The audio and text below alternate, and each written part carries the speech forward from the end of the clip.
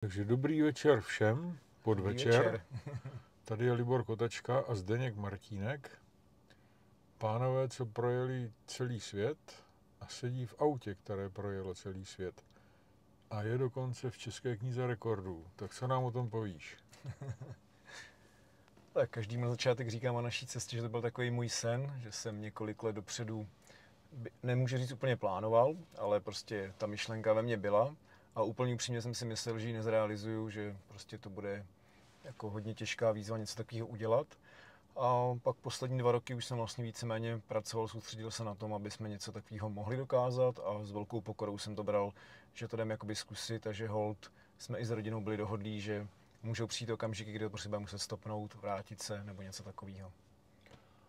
A pořád jsme ještě na Moravě. Tady už ne, tady už ne, tady už jsou Čechy. My jsme bývalé jižní Čechy. U nás na Moravě se říká, že každý blbec může dělat podcast, tak proč bychom ho neudělali my dva?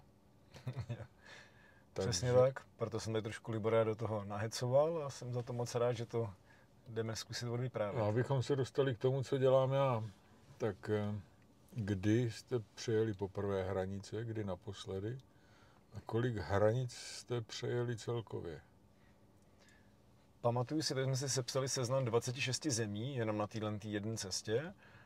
I jsme se nesnažili ten počet jako navyšovat na nějaký rekordní, protože to samozřejmě někdy lze velmi snadno, když člověk si najde vhodnou lokalitu na to. A to překračování hranic je ale víc než 26, protože samozřejmě některé hranice jsme projeli víckrát, takže ty kontroly byly velmi častý a myslím si, jako, že ve finále takových 30-40 kontrol určitě bylo. A abych trošku nahrál na to další téma, tak samozřejmě vždycky prohlídnou pasy, chtějí vypsat spoustu dokumentů a mě vždycky zaujalo to, že v těch zemích, typicky méně rozvinutých, řeší na každém papíru, jestli je nějaký razítko nebo něco. A v uvozovkách my ajťáci se tomu usmíváme, protože takový razítko dokážou vytisknout všude 10krát u jakýkoliv tiskárny, co mě potká. A doufám, že Libor nám tady řekne, proč teda ty pasy se nedají tak snadno sfalšovat. No, protože, ale v různých částích světa překročit hranici jednou neznamená, že se dá překročit po druhé a podle toho se dá přesně poznat, v jaké části světa člověk je. A proč by se hranice neměly překračovat? Nějaký pan Zikmund, který projel celý svět mnohem důkladněji než my dva dohromady, když si řekl, že slyšel o tom, že hranice existují, ale on žádné neviděl. A dneska si myslím, že hranice někde existují a někde zase přestávají pro nás existovat, což je třeba obrovská výhoda Evropy. A kde bylo nejhorší překročit hranici? Nejtěžší, nejsložitější, nejkomplikovanější? Těch míst bylo několik a ta komplikovanost bych ji nazval možná spíš jakoby, jestli jde o ten čas strávený na hranici, anebo ten čas strávený přípravou. Takže možná asi vezmu to s tou přípravou, protože dostat se do Číny a například i s vlastním vozem, takže tohle auto, v kterém teď sedíme, bylo a jezdilo na několik tisíc kilometrů přímo jakoby po území Číny, takzvaného mainlandu, jak to říkají ty cestovatelé a ty místní lidi. A to je vlastně natolik složitý administrativní oříšek, že to trvá vyřídit typicky, dobrý se na to připravovat aspoň měsíc předem, ale musíte mít už vybranou tu lokální agenturu. A vlastně pak ta samotná příprava vyplnit jenom víza pro celou rodinu, jsem si to záměrně měřil, že jsme byli v Hongkongu a v uvozovkách jsem měl s ním na práci a to bylo na 20 hodin, takže mě trvalo 20 hodin čistého času vyplnit formulář pro žádost o víza do Číny a pak teda čekat několik dní na to schválení. Takže vstoupit do Číny je jako moje první cesta do Anglie v dobách covidu, kde mi 18-hodinový pobyt na letišti v Londýně trval asi 12 hodin papírování. Takže covidově, necovidové doby a země stále existují. A já jsem zapomněl říct, že sedíme sice v autě, které projelo celý svět, ale je to Tesla. A Zdeněk statečně sundal svetr, já jsem si ho nechal, ale protože ho mám na sobě, ale sundal čepici, což se mu vyčítal z posledního videa. A pro všechny odpůrce elektromobilů i v elektromobilech funguje topení. Takže elektromobily mají něco do sebe, mají své velké výhody a k tomu se ještě dostaneme v nějaké další části. Jo, rozhodně jsme teda samozřejmě, po naší cestě jsme nikde nehrozilo, že bychom umrzli nebo tak. Přiznám si vždycky na tyhle takový úplně typický nebo nejčastější dotazy kolem elektromobilů. Někdy, až bych řekl, jako nerad odpovídám, ale spíš v tom smyslu, že člověk, když začne odpovídat, tak pak najednou vypadá jako takový ten exot, který to chce jako přehnaně propagovat. A to je taková role, který se jakoby trošku chci vyhnout, ale zároveň tím naším počinem a jinýma věcmi, co s tím autem dělám, tak samozřejmě jsme s tím autem jakoby hodně vidět a samozřejmě moje okolí se mě už jako hodně spojuje s elektromobilitou. Nicméně moje práce, můj biznis je jakoby v něčem jiným, stejně tak jako tady Libora. Takže to spíš vždycky chci brát objektivně, nebo respektive ze svého pohledu, z toho, co jsme s tím autem skutečně prožili. A vlastně s tím se mi jedno, co o tom říkají další lidi, protože prostě stačí si ty věci vyzkoušet, sednout do toho, anebo klidně sednout do jiného auta a zažít podobné věci a je to jedině dobře pro všechny. A ještě jedna odpověď nám tady zapadla, jak je to s knihou rekordů v Pelhřimově, s Českou knihou rekordů, a vy tam máte 2 zápisy. Jo. A potom, ještě se zeptám, to už si pamatuju, vy jste najeli 35 000 kilometrů? Záleží, jak se ho počítá. Přímo my teď tady sedíme kousek od mýho domu, tak přímo tohle auto, když vyjelo z našeho domu a vrátilo se do toho domu, tak najelo 40 700 kilometrů. A kolik byla spotřeba? Ta průměrná spotřeba byla 16,5 kWh na 100 km, takže velmi příznivá spotřeba, když to přepočtu na energii, která je vlastně jakoby v úzovkách vázaná v benzínu, tak je to vlastně jako kdybych měl méně jak 2 litry benzínu na 100 km. No to jsem chtěl slyšet, protože 16 kW je číslo, které nikomu nic neřekne. A mě já jsem poloviční elektromobilista. Takže, a teďka máme tu knihu rekordů. Že jo. To jo, ty rekordy vlastně, jak říkáš, jsou jakoby teda 2 zápisy, ale v reálu je tam vlastně to, jakoby se dá říct toho víc, protože ten jeden zápis, co jsme udělali už rok předtím, ten spočíval v tom, že jsme tím stejným autem dojeli do Maroka a dojeli vlastně pod Agadir, což je takový poslední větší město, půlmilionový Maroku, a že jsme jeli nějakých asi 150-160 km pod něj na pláž Lexira, to je prostě takový návštěvní turistický místo, prostě hezká pláž. Když to přeženu, lidi tam prostě jezdí si dělat ty instagramové snímky. A takže to auto za mě bylo vlastně jakoby z České republiky nejjižněji, co se dá jako dojet v ten moment, nebo aspoň to, co jsem já někoho znal, kam s tím dojel. Takže proto to bylo napsáno a teď samozřejmě máme zápis té cesty kolem světa, protože on ten zápis sice je v České knize rekordů a nechali jsme ho udělat i do Mezinárodní knihy světových rekordů. A to je kvůli tomu, že jsme vlastně první elektromobil na světě, který objel svět dokola, včetně celé rodiny. Protože aspoň všechny lidi, který znám a kteří znají další ty lidi, co mají podobné rekordy nebo provedli podobné cesty, tak to nikdy nebyla celá rodina. Takže v tomhle to máme ten unikátní zápis a zároveň tím, že jsme jako celá rodina, tak vlastně naše 2 nejmladší děti jsou i zároveň nejmladší, kteří v elektromobilu objeli svět. Protože v době příjezdu vlastně bylo Laurince 6 let, takže 6letá holčička. A Damíkovi vlastně ten oslavil narozeniny až chvíli po návratu, takže ještě takže v době návratu mu vlastně bylo 8. Tak a dotaz od člověka, který, já si uvědomuji, že kromě Austrálie jsem s malou návštěvou Singapuru, já jsem na severní polokouli, ale ona i ta je docela veliká. A co vás nejvíc překvapilo, když jste byli nejblíž Česka, a co vás nejméně překvapilo, když jste si mysleli, že jste nejdál Česku? Jo, to možná, tohle to asi začnu od konce, od tím nejdál, protože to opravdu jsem byl překvapený. Možná řeknu 2 věci. Teď jsem ještě nechtěl úplně tahat politický témata do našeho hovoru, přestože je úplně jasné, že na ně dojdeme. Ale v Americe mě překvapilo, když jsme tam jakoby přistáli, začali se pohybovat vlastně s tímhle autem po severoamerickém kontinentu, tak jsem v Miami došel do prvního servisu, kam jsem chtěl jít jenom protože jsem viděl podle aplikace, že tam mají nabíječku a prostě jsem jenom chtěl normálně požádat, ať se tam můžu auto nabít na rychlé nabíječce. A ten technik, co tam byl, tak myslím, že se jmenoval Carlos, tak jenom se mnou bavil, byl velmi přátelský, byl velmi nápomocný. A jenom jak jsem s ním šel dozadu tím servisem, tak jsme prohodili, odkud jsme. A když jsem řekl, že z Čech a že jsme tady dřív měli komunismus, tak on jenom prvního vlastně odpověď, reakce na to byla, komunismus je zlo. tak jsem si to opravdu tak jako zapsal, občas to vytahu na přednáškách, protože mě zaujala ta přímočarost a pak vlastně překvapilo o to víc to, že napříč tou Severní Amerikou my jsme ji projeli vlastně opravdu křížem krážem, takový ležící zetko jsme vlastně tam najeli, protože jsme byli až v Kanadě a pak jsme překročili ty státy jakby celý diagonálně a tak.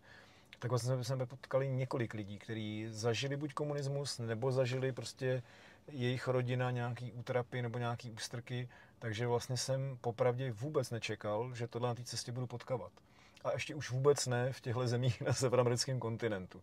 To mě opravdu jakoby zaskočilo. A pak druhá věc, co mě zaskočila a byla taky velmi daleko od domova, svým způsobem vlastně ještě dál, když jsme přejeli hranice z Číny do Kazachstánu, což beru, že je takový cestovatelsky ještě méně známý, méně populární, ono vůbec ty všechny státy té centrální Asie jsou podle mě takový málo prozkoumaný cestovateli, tak hned po překročení hranic Číny jsem jakoby vnímal, že je tam něco, co je nám jakoby blízký. A když to hodně řeknu s nadsázkou, doufám, že moc lidí neubrazím, tak ta prostě v těchto státech, jako je Kazachstán, Uzbekistán, Kyrgyzstán, tak to vypadá něco jako u nás v 90kách. A když se prostě vyjelo na nějakou vesnici, jo, nebo když to přeženu, když jsme na východní Slovensko dojel do nějaký zapadlý vesničky, tak prostě ty země tak vypadají, ty lidi se tak chovají, na silnicích ty auto tak jezdí, jak my tady v 90kách, trošku tak jako ještě teda drsnějc, malinko agresivnějc, ale hrozně mě překvapilo, jak to, že najednou cítím tolik podobných věcí společensky nám a zároveň jsem tak daleko od domova a zároveň tam můžu fungovat bez angličtiny. Jo, protože tam samozřejmě všichni používají zároveň i ruštinu jako druhý jazyk, takže když člověk rusky neumí, tak vlastně jim jakoby nějak rozumí. A to mi přišlo prostě opravdu strašně zvláštní. Já jsem se nepřipadal, že jsme blíž domovu, ale když to člověk změří jako přesně na ty kilometry, tak jsme byli vlastně dál, než když jsme byli myslím v Miami nebo v New Yorku. Tak to mě opravdu zaskočilo. To je fakt, já jsem si teď vzpomněl, že při mém pobytu dlouhodobém, 4letém nebo 3,5letém v Kanadě, že jsem dlouho hledal, co je jako geograficky, vizuálně jiné. A tehdy, což bylo kolem roku 2000, všechny borovice, všechny patníky, všechny silnice vypadaly přibližně podobně, ona je to stejná zóna, vypadaly přibližně stejně jako na Vysočině, ale tehdy mě zaujalo, že všechna auta se rozjíždějí na automat. A ten zvuk na křižovatce byl úplně jiný, ale bylo tam naprosto něco nového, jiného a musím říct přátelštějšího, což bylo chování lidí v každodenní komunikaci. Mm-hmm. To byla první věc, naprostá otevřenost. Mm-hmm. A kdyby se mě někdo zeptal, co mě šokovalo v Kanadě, tak byla v podstatě neexistence stresu, včetně vánočního stresu. Já dodnes vzpomínám jako na ráj, jak jsem nakupoval na Vánoce. V obchodech byla pohoda, skoro nikdo tam nebyl. Všichni prodavači usměvaví, všichni mě obsluhovali. A tam jsem pochopil, k tomu se taky možná dostaneme v našem podcastu, že můžete se svým zdravím dělat, co chcete, ale 60-80% zdraví je stres. A když žijete v pohodě, prostě v práci to bylo poměrně složité, napínavé, ale vyšli jste ven a vyšli jste do vánočního příjemného nestresu. A to mě zaujalo v Kanadě. Tak to tě rovnou doplním, protože jsi mi tím připomněl, a to jsem teď neříkal ani na přednáškách, že my jsme vlastně jako rodina neměli moc velké očekávání toho, co zažijeme jakby v USA a v Kanadě. Jo, upřímně vždycky každému říkám, že hodně lidí kolem mě vždycky říká, že tu Ameriku chce vidět, chce zažít třeba víc, tak vám právě pobít ten měsíc, dva takový. A my jsme opravdu záměrně měli moc jako velký očekávání, krom takových těch opravdu highlights, co člověk vidí, že všude na netu, vidí ve filmech, známý kulisy všeho a tak.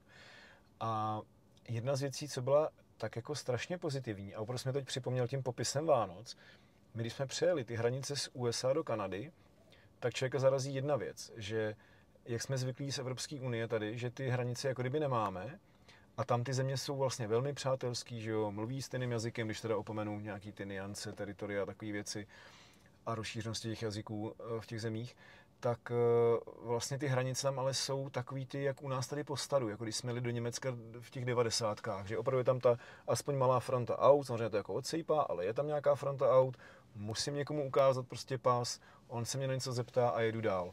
Takže to mě jako zarazilo, že v tomhle moderním civilizovaném světě tam mají takovou tu starou hranici, to jsme byli překvapení. Ale když jsme ji teda projeli, tak jsme byli překvapení pozitivně strašně v Kanadě v tom, že jsme jenom přes Booking zamluvili první ubytování.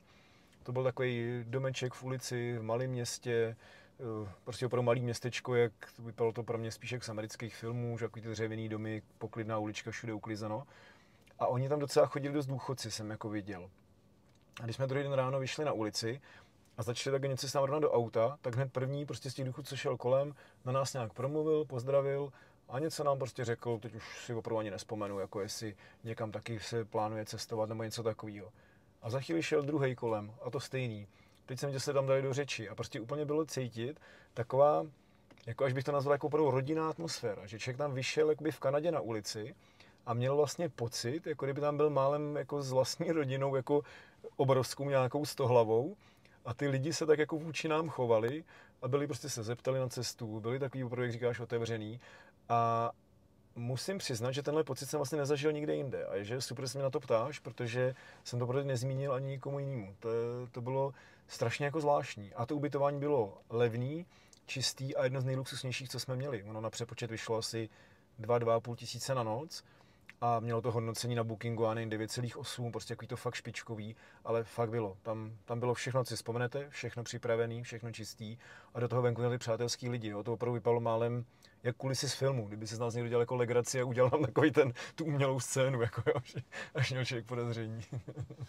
Jo, teď by měla přijít, kdybychom byli profesionální podcast, tak teď by přišlo okénko pro reklamu a to jenom řekneme cvičně, že něco negativního, kdybychom byli kuřáci, jo, tak teď tady budeme odklepávat a budeme tady plácet úplně ty samé nesmysly, ale budeme u toho vypadat profesionálně. Jo. Proto se tady pořád jako podpíráme bradu. A druhá věc je reklamní, to musím ješitně tady říct, že připravuji přednášku o filmu Oppenheimer a podtext toho je, jak se na film dívá člověk, který nestudoval fyziku a co má z filmu člověk, který studoval fyziku. A pak je tam spousta zákoutí, takže je dobré se prodat tak za každou cenu. Když už to reklamní okýnko, tak to je fakt, že se na to sám těším, že vlastně jsem že tě i zval, že doufám, že uděláme pak tu přednášku i tady jakoby v Pelhřimově nebo ve Skrýšově.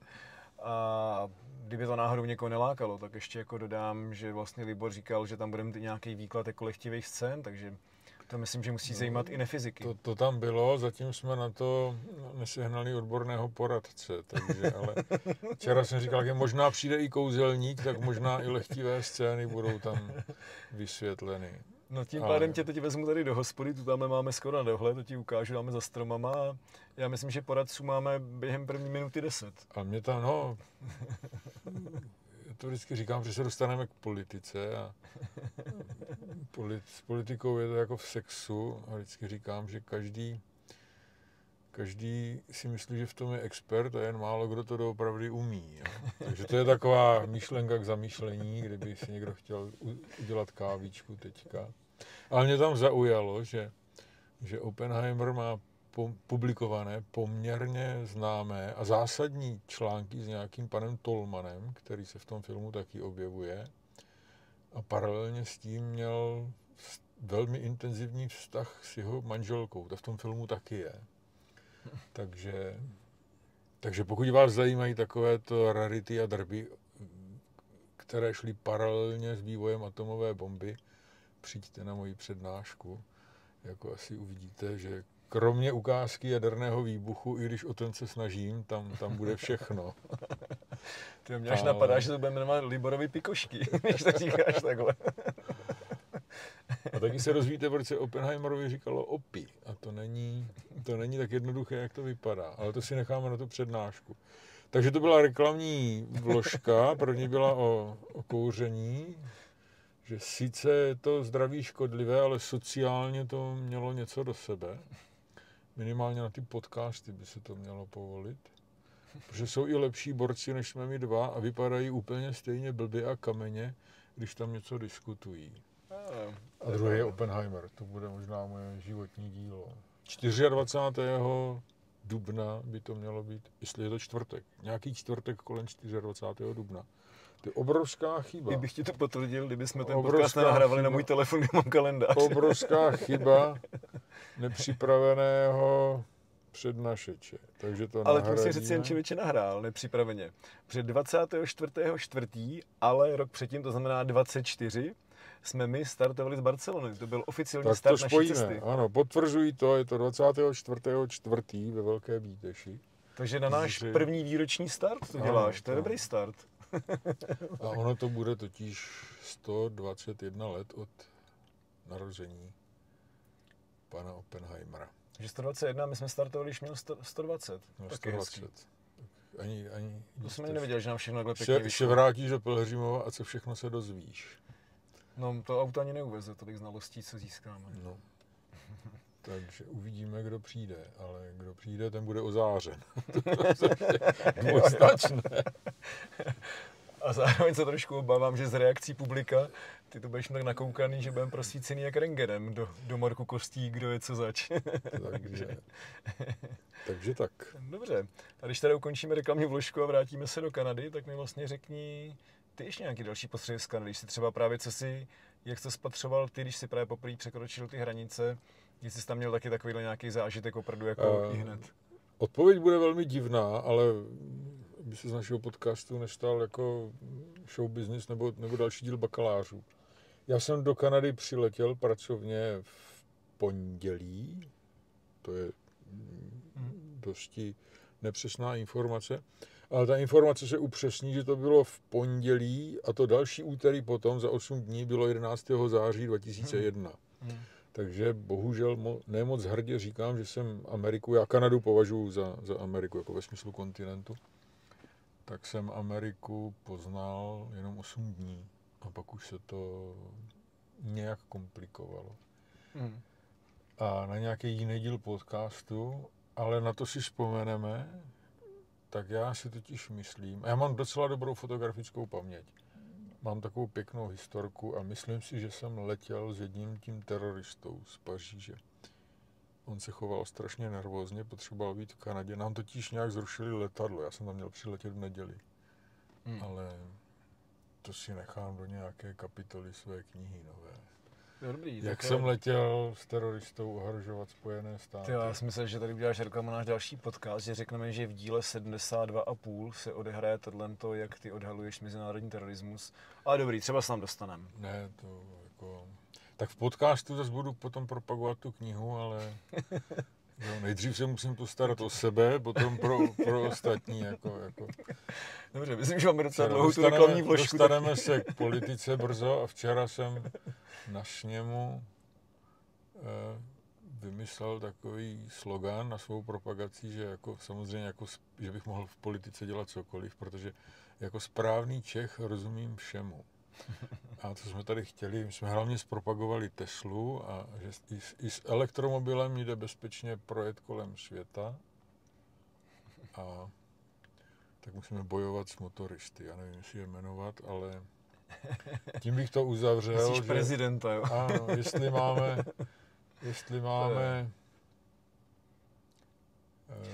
vám máme poradit mládeži nebo někomu s výběrem nového auta, to dovedeme taky.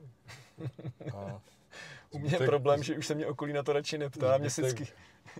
Já jsem na půli cesty, takže já jsem velmi rozumný elektromobilista, protože jsem poloviční, takzvaný plug-in napojovací a myslím si, že pořád na dlouhé trasy, úplně ty nejdelší pro běžného občana je nejlepší diesel, ale to jsou dlouhé trasy a na všechno ostatní to začíná překlápět elektromobil na svoji stranu. To zase jako by musím potvrdit, že na druhou stranu my částí trasy, třeba jak jsme jmenovali to Maroko, tak my jsme ho projeli i před 8 lety v tuhle už chvíli dieselovou dodávkou, co máme, Ford Transit, on jak jsem říkal Custom. A to samozřejmě bylo v něčem trošku snazší, ale na druhou stranu je tam totiž takový paradox, třeba při tom dálkovém cestování, že mě někteří cestovatelé taky říkají, že chtějí dál jezdit normálníma konvenčníma autama. A já zase říkám, že pro mě takový hlavní cíl cestování je, nebo takový ten svatý grál, je dojet do té země a jako kdyby, když to přeženu, se dostat těm lidem pod kůži. A ono je zvláštní, že ta elektromobilita mi v tom vlastně strašně pomáhá. Tím, jak jsem nucený vyhledávat tu infrastrukturu, tak vlastně musím ještě víc komunikovat s těma lidma a navíc ty elektromobilisti si pomáhají, takže vy, jakmile z nějaký země má kdokoliv nějaký kontakt, tak většinou ten druhý člověk vždycky půjde a prostě pomůže ti. A ono je to jakoby vtipný a já jsem si uvědomil právě, že mi jeden takový cestovatel napsal bokem přes Facebook a jsme si měli názory. A já jsem si uvědomil, že to je to, co tam vlastně jako zažívám a že to jako chci. Takže u mě je to samozřejmě v tomhle momentě už pak je trochu účelový, ale prostě každopádně to funguje, takže v tomhle to doporučuju. A já zase říkám, když mám říct něco jako proti elektromobilitě, tak já všem říkám celou dobu, co mám tuhle Teslu, což už budou 3 roky, tak říkám, že jediný scénář, kdy to nefunguje jako profesně, je, když je někdo obchodní zástupce nějaký firmy. A zároveň vím, že když potkávám firmy, tak to všichni chtějí kupovat prvně těm obchodním zástupcům prostě. Což je takový pro mě paradox, ale fakt nejčastější scénář, který jako vidím, který jde právě proti sobě a pak z toho můžou vznikat i ty nepochopení a ty problémy a ty odložené schůzky a jakoby všechno. Ale všichni ostatní většinou vnímám, že to jakoby není problém. Je to fajn. No já si myslím, že jako správný, všeho znalý a chytrý Čech, ale teď vážně, to jsem se uvedl, že ten dotaz neexistuje. Já si myslím, že dneska pohon auta je nerozhodující a každý chce funkce, pohodlí, komfort. A z toho spalovacího nebo konvenčního, říkal jsem tomu konvenční motor? Někdy asi jo, někdy tak čtu taky, no. Spalovací motor jakéhokoliv typu je podružná záležitost a dneska, škoda, že jsem si to nedal patentovat, minulý týden jsem to někde viděl, že se přichází k tomu, že elektromobily budou mít ty motory přímo v kole. Já si myslím, že jednoho krásného dne skoro zkrachuje automobilový průmysl, protože se budou jenom karosérie a ty vnitřky, což je čalounictví a tady ty páčky, hejblátka a funkce, což je dneska, že jo, dneska je tady větší tablet. No. My ho tady vidíme před sebou, nechci říct iPad. No. Jako, a v podstatě přijdu do servisu a jenom řeknu, já chci tuhle baterii, tyhle 3 motory, oni to tam nacvakají jako na bajonet. Vlastně jak Lego. A pojede se a toho... Ale ono v podstatě jsi popsal konstrukci jakoby Tesly, jo? Protože ono, pokud někdo to zná víc, a zase jak vždycky říkám, jako jak jsem tím takovým v úvozovkách postižený, tak já tyhle věci nechci moc takhle veřejně rozebírat, protože pak dělám opravdu dojem, že to všem jakoby vnucuju. A ona Tesla ale přesně takhle postupuje. A když to člověk jako opravdu vezme normálně jakoby v úvozovkách manažersky a prostě podnikatelsky, tak nedělají vlastně nic jiného, než jenom tu výrobu víc a víc optimalizujou. A na to je prostě spousta čísel. Jo. Tam se stačí podívat do takových statistik třeba výrobních, že já si pamatuju teď už je to víc asi jak 5 let, když ten šéf Volkswagenu si to analyzoval a říkal, nám ten výrobní cyklus, aby se prostě vyrobil ten novej, dejme tomu třeba Passat, je nějakých 28 hodin. Jak ty součástky prostě projdou výrobou, se skládají se a zhruba po 28 hodinách vypadne to hotové auto.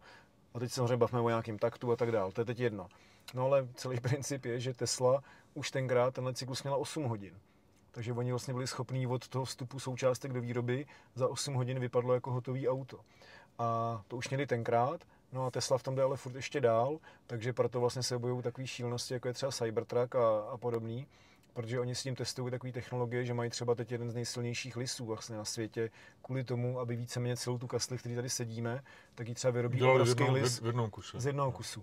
Jo, všichni namítnou, je to blbý na opravy a tak dál, souhlasím, má to prostě svý negativa, to je jako jednoznačně, ale celý princip je, že trh, jak říkáš, chce nějaký luxusní produkt nebo příjemný produkt na užití, bude to nějak prostě fungovat, má to nějakou záruku, něco to ujede, jsem s tím spokojený, takže mě jako uživatele nemusí zajímat to, jak je to prostě vyrobený, prostě oni to vyrobí prostě 3krát rychleji, v tuhle chvíli možná ještě víc, těch součástek je tu míň a celkově pohyblivých komponent, to má běžné auto prostě tisíce a Tesla opravdu jako jenom pár, jo? Protože i v téhle Tesle, která je z roku 2019, takže v tuhle chvíli už 6 let stará, tak má akorát u přední nápravy přední motor, u zadní.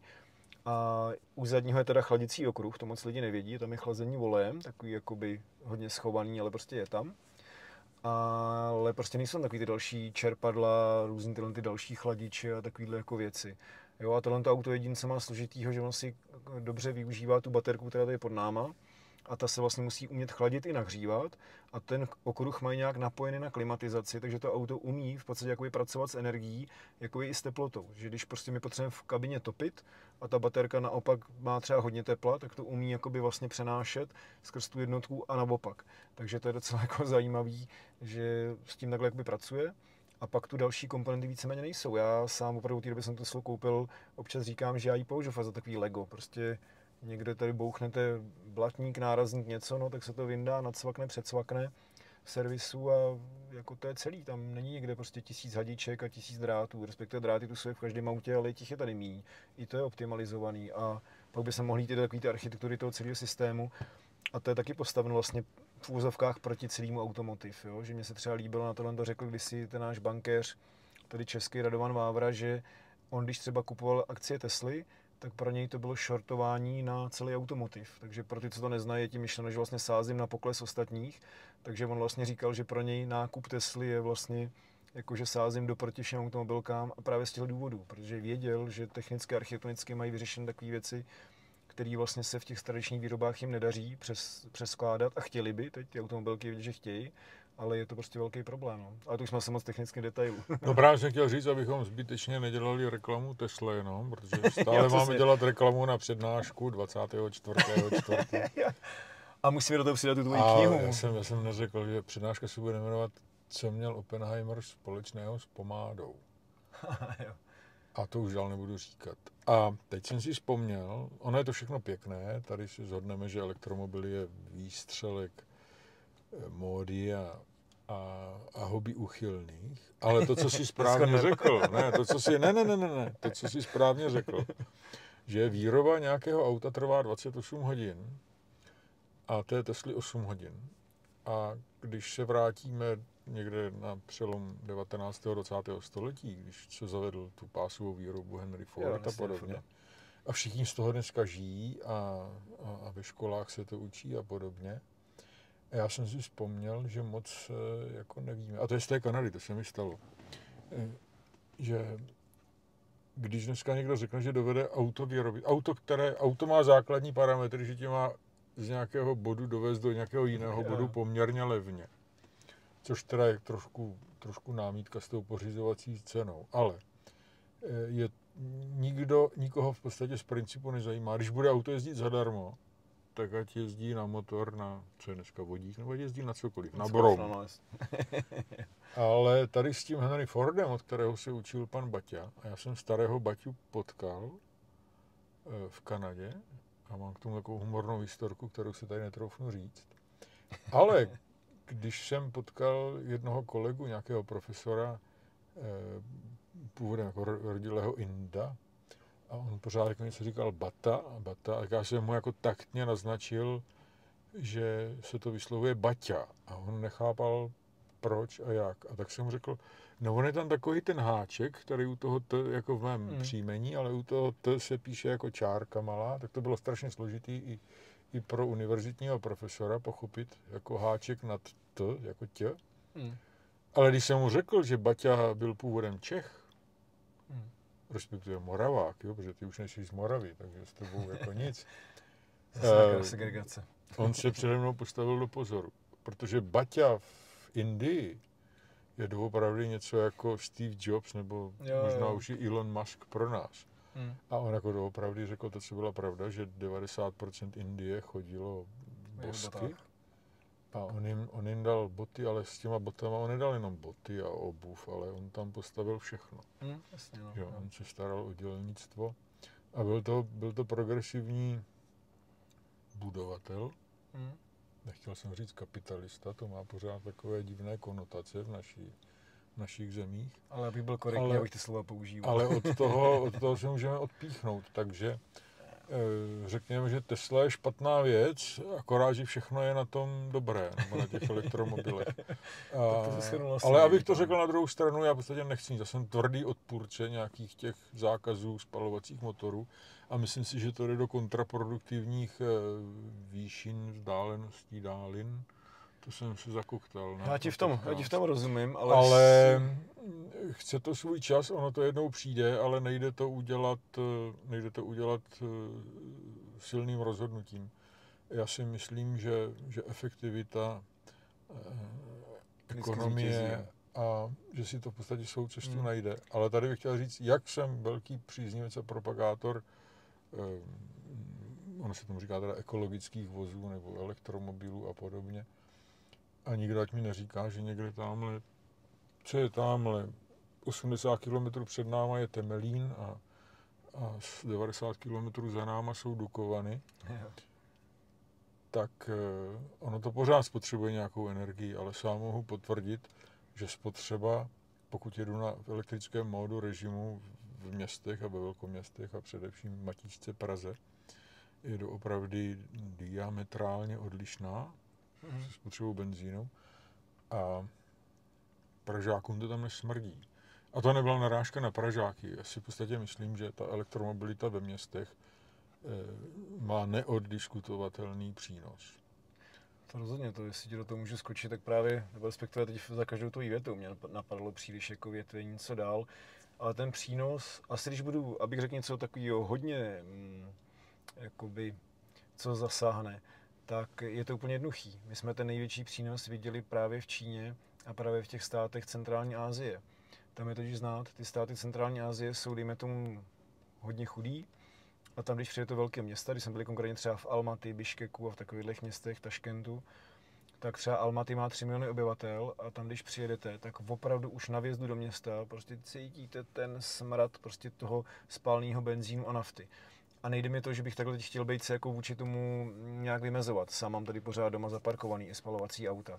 Ale opravdu tam jsem si sám uvědomil, že to je to, když se třeba komunikuje Green Deal, anebo jak si teď poznamenal to, že někdo něco vnucuje a určuje. Tak tam jsem si říkal, to je ale to, že OK, když se bavíme, že nemá se to vnucovat. Já si souhlasím s tím, že se nemá vnucovat, ale upřímně neznám, jak zařídit to, aby vlastně větší společnost jakoby přepla na něco. Ono to vlastně jakoby nejde, protože zase vrátím se do té Číny.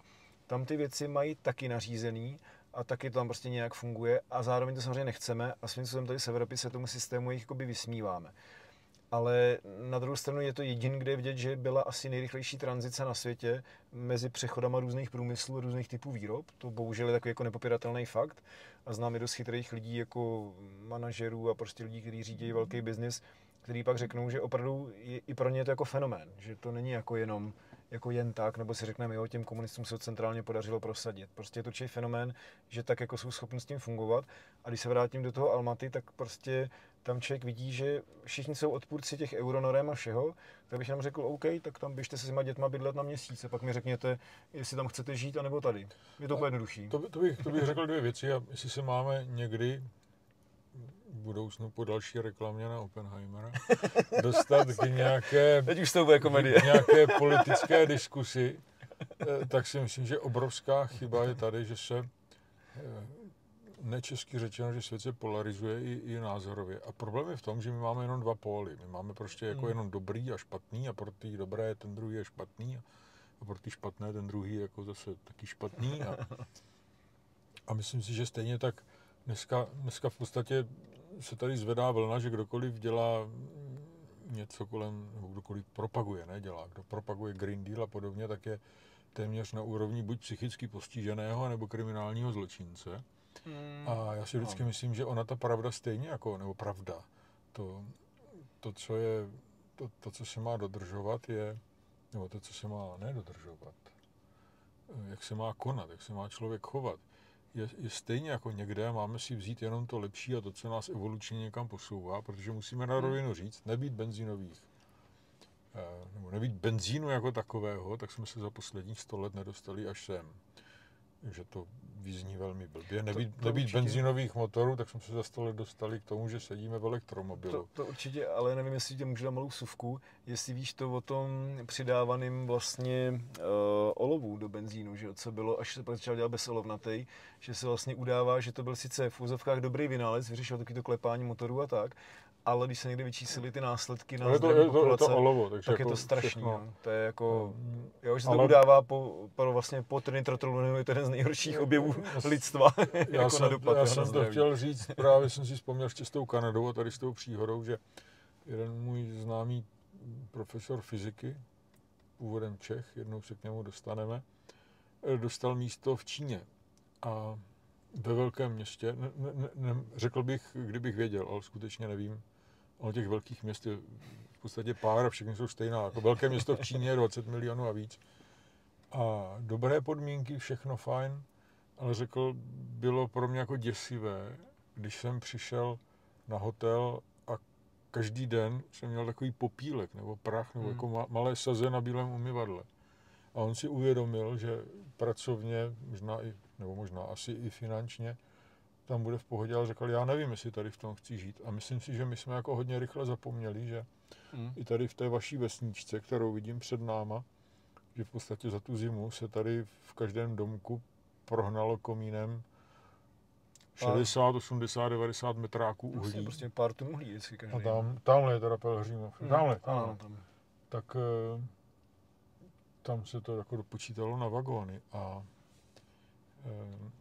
A my jsme to dýchali všichni, že jo? To je ten celý finish toho, no. Jako vždycky se říká dvakrát měř, jednou řeš, tak jako myslím si, že by se dalo říct, a to nám můžete namítat i v tomhle rozhovoru, že dvakrát mysli, než něco řekneš, ale my to, co jsme řekli doteď, jsme si promysleli, dokonce jsme udělali scénář, který se vypnul tady na tom iPadu. Ale já možná, jestli to můžu zakončit tohle, protože to mě úplně napadlo, dneska jsi mi strašně nahrál, že jak jsi řekl tohle s tím profesorem v Číně, tak za první, že my jsme to sami zažili a vlastně jsme byli, řeknu se opačně, pozitivně šokovaní, jak ta Čína se zlepšila. Takže když tam letos nebo v loňském roce někdo navštívil Čínu, tak ve většině velkých měst to ovzduší bylo mnohem lepší než dřív, ale pořád vidí člověk aspoň takový to, že je třeba takový jako světlej horizont, že jako nevidí takový to azuro. A to jsem jakoby viděl, ale mimo ty velké města to bylo víceméně všude dobrý a pamatuju si jenom jednu lokalitu, kde opravdu bylo takový to, asi jako když se přijelo dřív na Ostravsko, jo, že tam opravdu byly nějaký hutě a bylo to cítit v tom vzduchu několik kilometrů kolem.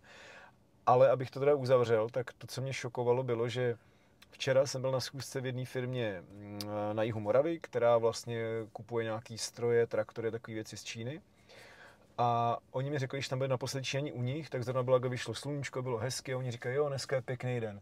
A ty Číňani koukli na oblohu a říkali, to jsme 2 roky neviděli. A já jsem dneska byl tady lyžovat u nás na Křemešníku a ráno jsem si udělal fotku, úplně nádherný azur bylo i nad Vysočinou. A mě v podstatě se přiznám až dneska, po takových všech debatách a všem docvaklo, že to, když se bavíme o Green Dealu a podobných věcích a nějakých omezeních a tomu, co chceme dělat vlastně v Evropě víc pro udržitelnost a pro ochranu životního prostředí, tak my těma všema miliardama si kupujeme tohle. My si kupujeme to, že my a naše děti, když se kounou na oblohu, tak uvidí azuro. A bohužel nám to připadá jako samozřejmost, ale ona prostě není, protože neúprosně vlastně platí ta logika, že když budujete, rozvíjíte nějakou zemi, roste hospodářství, tak tam prostě začne vždycky působit ten průmysl a byl vždycky levnější na fosilní paliva, takže vždycky to muselo projít tím průběhem. A vlastně díky bohu jsme v Evropě v úvozovkách bohatý, že vlastně už teď děláme tohle, že se investují vlastně strašné miliardy do tohohle. Ale to tam právě nikdo neřekne a už vůbec nikdo si nepřizná z těch oponentů, že nebýt uhlí, nebyli bychom u ropy a nebýt ropy, nebyli bychom tady. A dneska možná nebýt jádra, neseděli bychom někde jako příště u Tokamaků a podobně. A já bych tuhle pasáž uzavřel, aby to nevypadalo, že jsme chytřejší, než vypadáme. Tak jak jsou takové ty motivační citáty na něco zase dámy sdílí, tak já mám teda jako nějaké fyzikální motivační a tady se to zkusím přeložit. Že to není z mé hlavy, tak se k tomu přiznávám. Je to z mého iPhoneu. Co mě fascinuje nejvíc, je, že v podstatě nikdo se nezabývá tím, co dělá na planetě. A to je ve smyslu toho konečného lidského bytí. A nejvíce, co je to most accepted, nejakceptovanější, nejvíce zaužívaná nebo přijímaná teorie je ten řetězec práce, jídlo, zábava a spánkový cyklus. Jak žijeme a nikdo netouží po nějakém hlubším zamýšlení se a nějakém účelu naší existence, jako oni říkají na universe, jako ve vesmíru. V češtině ve vesmíru zní nějak blbě. A teďka ono je to 99% posluchačům k smíchu, ale něco na tom je. A vždycky se tady říká v politice věta, kterou já nesnáším a co uděláme pro naše děti. Jo? A oni tady budou v roce 2050 běhat děti našich dětí a co my jim tady zanecháme. A já cituju, já jsem to slyšel od Milana Lasici, nedivil bych se, že to řekl on, ale nemám to ověřeno, že to řekl on, slyšel jsem to od něho. Ale myslím si, že naším prvořadým úkolem je věnovat se přítomnosti a nejenom pro děti, ale i pro nás a pro starší, pro rodiče. A potom ne, jako v jakém stavu zachováme planetu pro naše děti, ale jaké děti dáme té planetě. A z toho já mám jako větší strach, než z přechodu na elektromobil. Ten se stane. To souhlasím, to jaké děti dáme planetě samozřejmě. No, takže jsme vzpomenuli pana Tomáše Baťu, který zasáhnul Kanadu i Indii. Probrali jsme elektromobily, probrali jsme náznakem vypolarizované strany. A ještě jsem chtěl říct k té Tesle, že ten Elon Musk je podivín. To už nevíme, kdo z nás není. Ale já jsem trošku studoval fyziku a musím se přiznat, že když jsem viděl přistávání jeho rakety, což on to zvládnul během dekády, během 10 let, tak mně to přišlo jak z velmi povedeného animovaného seriálu a ona je to skutečnost. A on si v podstatě to samé řekl, já udělám elektromobily a on je dělá na velmi solidní úrovni, takže tudy vede cesta. Někdy se snad taky dostaneme k diskusi, že vedoucí k tomu, že já mám strach o tuhle zemi ve smyslu jeho budoucího vývoje, protože jsme 60-80 let zaspali. Já nejsem moc spokojený já jsem strašně spokojený s tím, co se stalo po změně pořádku v roce 89-90. To bych řekl špatně. Ale jsem naprosto nespokojený s vývojem technologie a průmyslu v této zemi. A proto by bylo dobré něco udělat. To je taková dobrá myšlenka po tom vesmírném citátu, abych řekl, já něco chytřejšího než iPhone. A dostaneme si umělé inteligenci tímto. No právě, že tím si spíš chci říct, že to už musíme teď uzavřít, a že to spíš nahrává na ty další, co máme připravené témata. A když už se takhle zmínil, tak ty technologie a inovace obecně něco, co mě samozřejmě zajímá taky celý život. A neodvážím se tvrdit, jestli jsme zaspali 2-3 dekády nebo 60, tak říkáš, samozřejmě mi úplně jasně záleží na tom nadhledu, z jakého to člověk hodnotí a jak se zamyslí nad celkem jako vývojem toho průmyslu a těma dopadama, něco jako jsem řekl o vývoji celých zemí, že celých ekonomik. Takže to jsou takový už jako, dejme tomu, moc filozofické úvahy a těžko se pak třeba nemá smysl říct to konkrétní číslo. Ale líbilo se mi, jak jsi to i otočil s těma dětma, že jaké dáme děti. A abych to propojil i s tímhle, protože přesně to je asi logický, že všichni těm dětem chceme dát co nejlepší vzdělání. A mě na to právě navazují okamžitě ty inovace, technologie, jejich užití, adaptace a tak dál. A prostě on ten řetězec opravdu se dá postavit i takhle v té debatě trošičku celé jinak. Potom špatný vtip na závěr, že Češi to zřejmě pochopili, protože razantně klesla porodnost. Dobře, radši těm inovacím musíme dát jiný díl. Tohle už byly špatný všechny konotace. Takže se loučíme na závěr.